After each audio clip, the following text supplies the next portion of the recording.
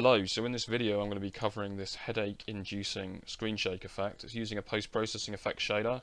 It's not really the best way, I think, to do a screen shaking effect, but it does kind of work, so you could perhaps get it to work like this. The way it's working is it's basically randomly offsetting the image every frame by a different amount.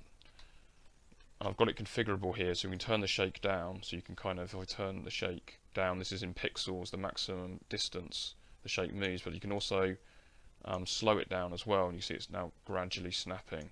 Now when it goes slow enough, you might be able to notice that along the top of the screen there's kind of artifacts appear, because when you're offsetting the image you can of course go outside of the image and then you just get garbage. Let's go into the shader and just take a quick look at this, how this is working.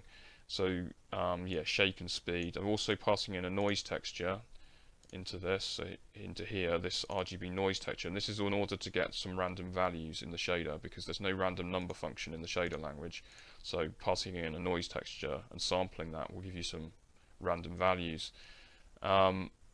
So here I've got, so if I set offset here to 0, this will basically do this.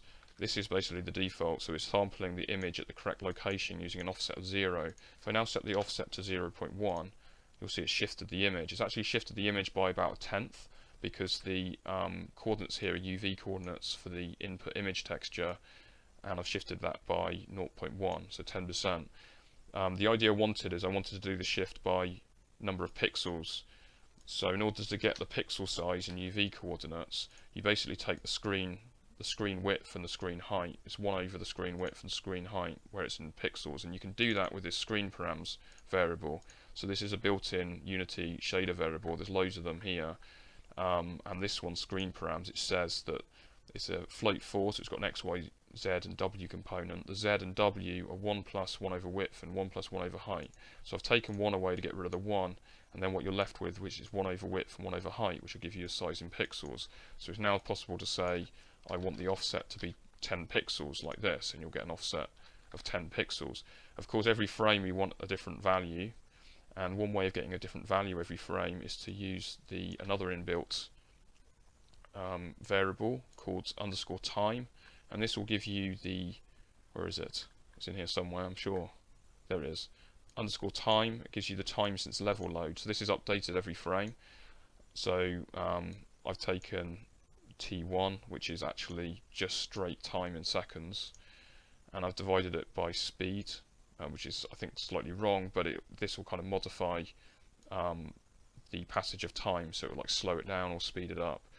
And the idea is that every frame is going to take the current time value in seconds divided by some, and it's going to use this to sample the noise texture. So I'm basically, if I go to the noise texture just to show what this is doing, every frame it's sampling the X coordinate by the current number of seconds. So it's going to slowly move across the texture over time, sampling different pixel every frame, and when it gets to the end it comes back, so it wraps like this. This means that we're getting a different pixel every frame. So this is our random value, and then it's just a case of multiplying the random value by the shake amount you want in pixels and the pixel size, and the effect is you get the shake effect. Now it's snapping around when you slow it, when you really slow this down, which I've got here. I've got the speed actually slowed down quite a lot. You see it's snapping, and that's because it's going so slow that it's not crossing between, it's only hitting a new pixel every, say, half a second or something. So in order to get the screen shake, you really kind of want to turn up the speed. I've got it the wrong way around here, which I keep alluding to, so I have to turn speed slider down in order to speed it up, but that will speed it up. Now, as I mentioned, you get this artifact on the top of the screen, so this might not be the best way of doing this. An alternative way of doing this that is not using a shader, I'll just quickly go into. Let me just disable the shader quickly before going into this. Now if I go into a file called headbob, which is in the Unity project, this Viking Village project, at the end of this file basically does head bobbing, but what you can do is you can actually modify the camera position to do screen shake.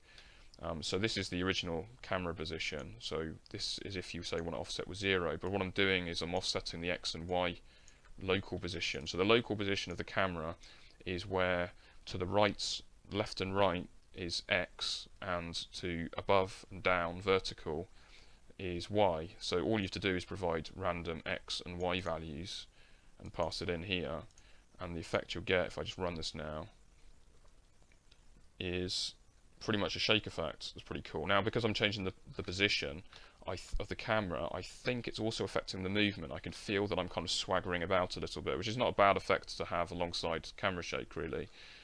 The other benefit of using this camera modification directly rather than the shader offset is that you don't get that artifact along the top or right of the screen, because you're basically modifying the camera position before any of the rendering is done, so you just don't have that issue.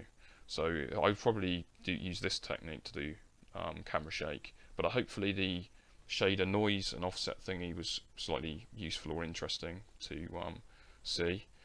Thank you for watching this video. Check in to see if I upload anything else. Thank you for now, and goodbye.